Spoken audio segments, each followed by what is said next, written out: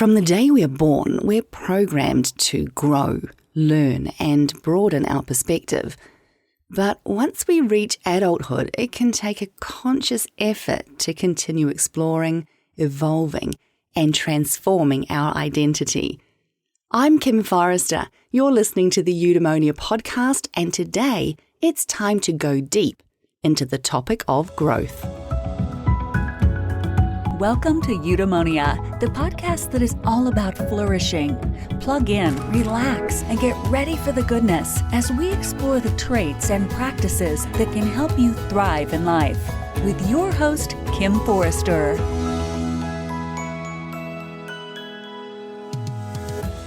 Ebony Adams-Monk is a transformational leader, author, yoga teacher, and wisdom keeper. After immersing herself in Indigenous cultural and spiritual traditions with elders from Afro-Brazilian, Hindu, and Native American Choctaw communities, Ebony became a strong advocate for the preservation of Indigenous culture and philosophy. I'm delighted to be connecting with Ebony today to discuss the inherent value of personal expansion and transformation, and to explore how a willingness to grow is vital if we truly want to thrive. Ebony Adams-Monk, it is just a delight to have you with me here on the Eudaimonia podcast. Thank you so much for gifting your time here today. Oh, thank you for the invitation. I'm so glad to be here with you.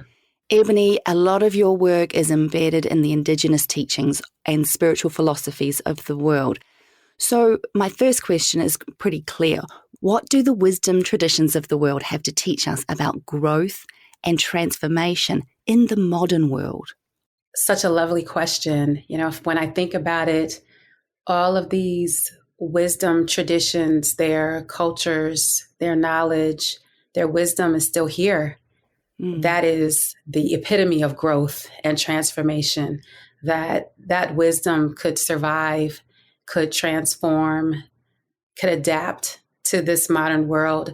A couple of things that I've learned and the wisdom traditions that I've had the honor of learning from stem from West African traditions. The cultures that I've had the honor of being a part of are elders from the West African traditions as they've been maintained in Brazil, specifically in Bahia, in a community called Candomblé. I've had teachers from the Native American Choctaw traditions, as well as a teacher who studied quite extensively in India. And the one very interesting takeaway for me is that all of these wisdom traditions are located in different places geographically around the world, but there was this universal thread that they all taught. And one of them is that we're here for a purpose. I used to tell my children when they were younger, this is the Earth School. Earth is the school. It's the place where we come to learn, but more importantly, it's the place where we come to learn to let the earth shape us. And these human experiences, they shape us. These wisdom traditions acknowledge the fact that we are human beings. We're in a body. We're here to learn. And it's a process. It's a journey. And everybody's journey looks different. And growth and transformation is a natural process. If you think about the butterfly, it's one of my favorite metaphors for growth and transformation. The butterfly is such a beautiful symbol. We all admire the butterfly's growth and beauty, but it's a process for that butterfly to become what it is. It starts as this caterpillar, and then it transforms over a course of time, and then it emerges. And for me, that is one of the greatest takeaways that these wisdom traditions have taught, which is that it's a process, and you surrender and you allow it to shape you and move into it with curiosity, because you never know where it may take you. Let's go back to that beautiful imagery of the butterfly, because it is one that I think we attach to quite readily. And yet I think a lot of people use that process of a caterpillar turning into a butterfly to talk about the struggle behind growth. You know, there's a story we've brought into Ebony that growth must come through some kind of pain or challenge and struggle. And certainly I believe that's true in many cases. But if we look to nature, nature is also telling us that a lot of growth happens effortlessly and easily. So what do you think we can learn from nature about growth, and specifically the relationship between growth and struggle? Well, one of my teachers would say, you learn by living. And it was such a beautiful lesson for me. I remember going to her and saying, I want to learn this. I want to learn that. I want to learn these songs. I want to learn this philosophy. I want to learn all these things. And she just looked at me very calmly and said, well, you learn by living. Mm. And I think that's the real lesson in that, is that this doesn't have to be a manufactured process. It doesn't even necessarily have to be something that we are intentionally setting up for ourselves. Yes, we may have intention. We may have intention to want to grow, or an intention to want to understand something better than we did the day before. But the reality is, when we just allow ourselves to just be and encounter all of the experiences that come to us that end up on our path, there's a natural way that the earth has of helping us to grow. You know, think about the river, and the river flows. And I always love the imagery of the river shaping over years and years, shaping the rough stones to the point where they become smooth. Mm. And that process is just about recognizing that we don't have to force it. We can move with ease. We can simply be. I love that, Ebony. It is saying, of course, that a lot of growth can't necessarily be clearly defined.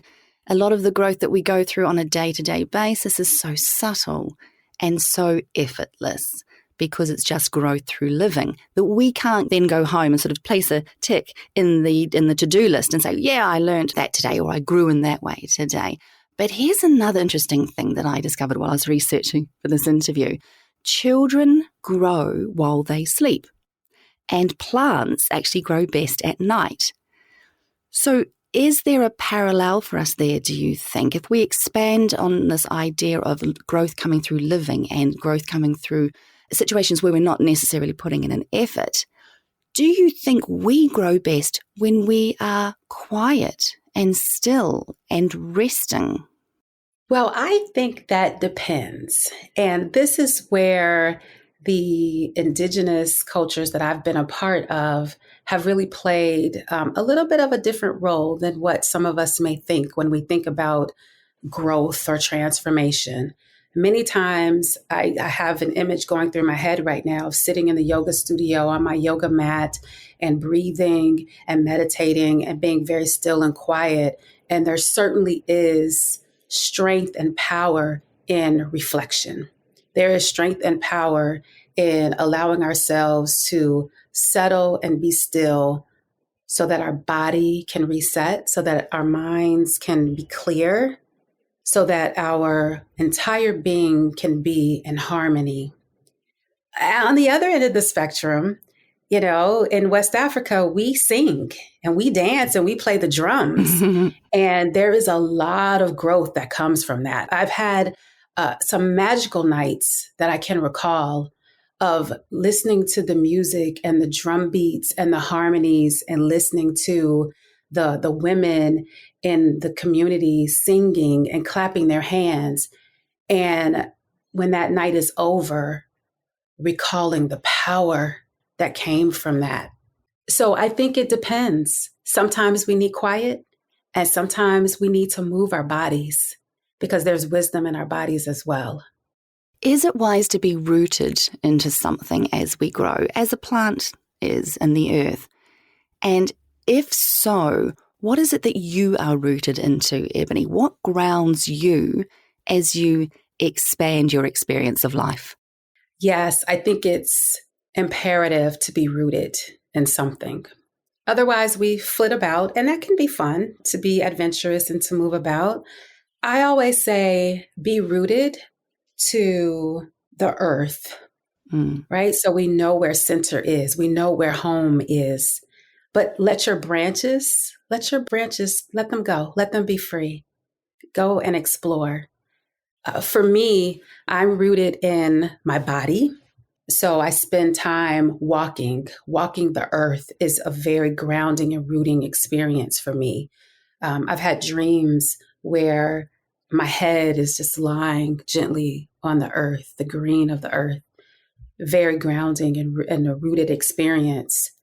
The other thing that grounds me is culture, is African culture. Being able to have a philosophy, some wisdom, some remembrances to come back to are very important as I move about the earth, as I move about my day. When I'm at work, sitting in an office and things are going crazy and I'm multitasking, it's good to be able to breathe and remember something that one of my elders told me, right? That's home. That's rooting for me. Wow. Let's talk about a home in a different context. I left my homeland about 19 years ago. I left New Zealand 19 years ago, and I've been traveling around the world, living around the world, exploring new cultures, growing in huge, profound ways in the last 19 years, probably to the point, I think, where I long for growth if there's none going on around me. Now, I know a lot of other people prefer not to be that active in terms of exploration and expansion and growth. What happens, though, if we resist growth, Ebony? Is there anything particularly troublesome about choosing to stay who you are, where you are, with no need nor desire to change? Well, first of all, there's always choice. There's no judgment. If someone chooses to stay where they are, to continue to do the same things that they always do, there's no judgment in that. That's choice. That's that person's choice. And that may be where they feel called. I would wonder if there is always change that is happening, regardless of how big or how small. I have gone through quite some transformational experiences. Having a child, going through a divorce, right? That's huge, huge change. Relocating to a different state, huge change.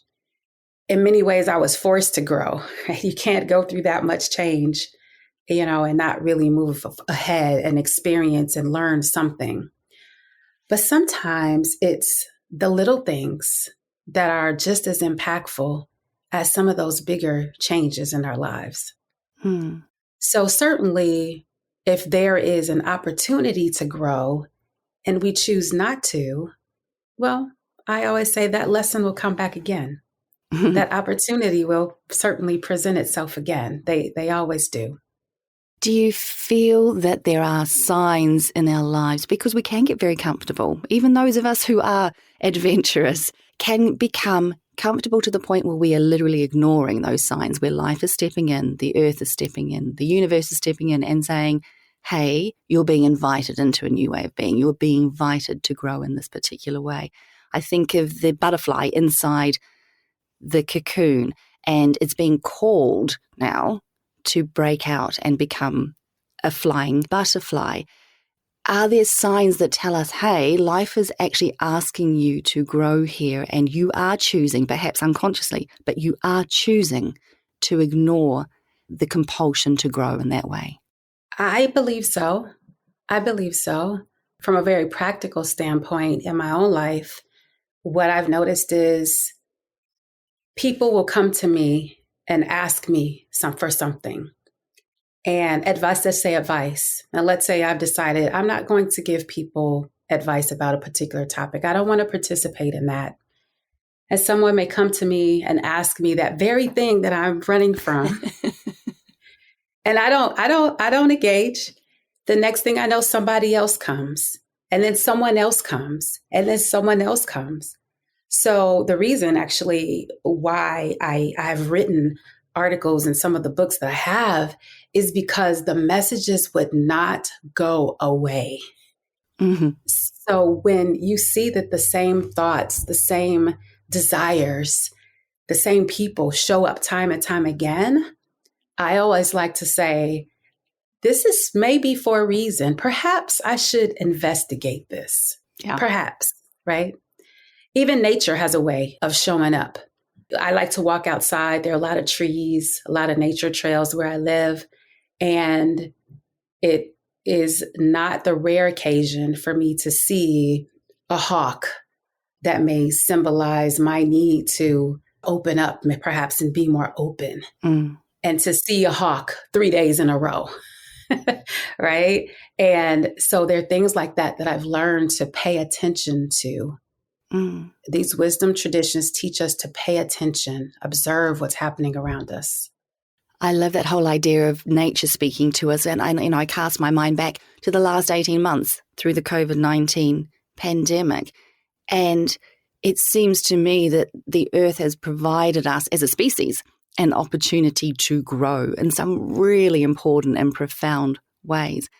And I'm often saying to people that if you choose to come out the other end of this pandemic the same person you went in, then that is absolutely fine. But I do feel that if you have not grown in any way over the last 18 months, then you have missed an opportunity, because I believe that truly the earth and nature and this virus asked us to be still, to go onto the yoga mat, if you will, and reflect and grow in wonderful ways. But let's talk about relentless growth. So this is more like me. This is the point where I'm at, where growth is such an inherent part of my day-to-day existence that I tend to search for it everywhere. I tend to yearn for it. My experience is one of constantly reflecting and refining my choices and my behaviors and seeking to learn and grow. I am actively engaged every day in becoming a greater version of myself. And it can actually be really exhausting sometimes, Ebony, going through life with such a huge spotlight on personal growth. Do you think there's such a thing as too much growth, or I'm going to say growth fatigue? I believe there is growth fatigue. I do believe that is possible. I believe that it is possible to take in so much in a short period of time that it simply overwhelms our system. You know, our minds need time to rest. That's why we meditate. That's why people do yoga. So we do need time to integrate, right? Integrate is really important. We need time to not take anything else in, but to actually step back for just a moment and allow the cells in our body to catch up. I think about transformation, and it's like, okay, well, I'm going to go to this retreat, and then I'm going over here, and I'm going to read this book and get this certification. And the body is being impacted. It truly is. The mind and the body, our spirits are being impacted by that, and it needs time to all integrate. I recall when I've gone away to some transformational experiences with some of my teachers, and we might work all day, just all this work, relentless, right? Relentless work, relentless going inside. And when that's over, we dance. When it's over, we eat a grounding meal, because, you know, we can't just live only in those upper chakras. We have to also make sure that we're balanced and we're nurturing those lower chakras that root us as well. Ebony, do you think that, like a seed, we're destined to grow into a particular version of ourselves? Or in your view, do we have the freedom around the ways that we choose to evolve and a freedom to choose who we transform into? Well, I believe there is choice. I believe there is freedom. And I almost feel like it's a chicken and an egg question. When we talk about destiny, you know, some of my teachers would look at my life and where I am now, and they would say, yes, we knew that. We were told that this is where you would be. At the same time, they were my choices. I own all of them that got me to this point. So perhaps, I don't know, maybe it's not an either or. Maybe there's space for both of those ideas to exist in parallel. So our seed, rather than carrying a blueprint of who we can become sort of carries tools or clues to, our greatest version of self. And we can choose how to use that potential. That's right. Absolutely. I believe we come to the planet with tools. We come to the planet with potential, as you say. And how we use that is our choice. But in many ways, our greatest gifts, the things that are truly ours, they can't help but express themselves. They can't help but attract these different experiences to us that help us to land exactly where we need to be. Mm-hmm. I have experienced that. Let's talk about growth and how it relates to our relationship with others. And let's talk about relationships in particular. Do you think that there is such a thing as growing apart from partners and friends? And if so, what's your advice to anyone out there listening now who's feeling this expanding distance in one of their close relationships? I think there's some truth to it, whether it is, maybe it's instead of growing apart, maybe it's easier for our human sensibilities to think of it more as we walk a path. There are many paths in life, and we walk a path with some people for a specified amount of time for a variety of experiences. And there will be points along the way where other paths will present themselves to us. And we have the choice to go down one path or another. I mean, that's a very poetic way of saying it. The reality is that it can be a very painful process that opens our hearts, maybe cracks them a little bit. And my advice would be to honor every feeling that comes up for you, because there is wisdom there. Acknowledge the love, because love always exists, even when that person is walking a different path than the one we may choose for ourselves. Give yourself grace and recognize that we are human. And yes, there may be some feelings that are uncomfortable, and it's okay. And then finally, give yourself permission to let go. You also write of the importance of community, and obviously in your learning and in your work, connecting with the Indigenous communities around the world has been a huge part of what you do. I actually think that many people approach the concept of growth, particularly personal growth, as an individual pursuit. It can feel quite isolating or lonely at times. How has connection and community helped you grow in your life and your career, Ebony? And do you feel that community is a powerful force for individual transformation? I can't speak enough about the power of community. Indigenous cultures didn't live in a bubble. People didn't live in a bubble. They lived together, and everyone in the community had a role that they played. There are people in the community who teach, there are people in the community who model, and there are people in the community who learn, and people in the community who contribute. One of the earlier lessons that I learned is that we actually grow and we learn the really powerful lessons with other people, because that's where we're tested. Think about your relationships. Yeah. Someone doesn't say something that you want them to say, and we have all this drama and trauma around it. That wouldn't happen if you were alone with your thoughts someplace. So community is such an enriching experience. It helps us to grow, but community is also support. I call them my older brothers and sisters and mothers and fathers and aunts and uncles in my spiritual communities, and even in my family. They are the ones who give me the advice. They are the ones to pick me up when I fall. They're the ones to let me know that it's okay. And they're also the ones to challenge me and help me to see my blind spots. And that's exactly what's happened in my life. And I carry that over into my work. Work is a community. It's a work community. It is a community.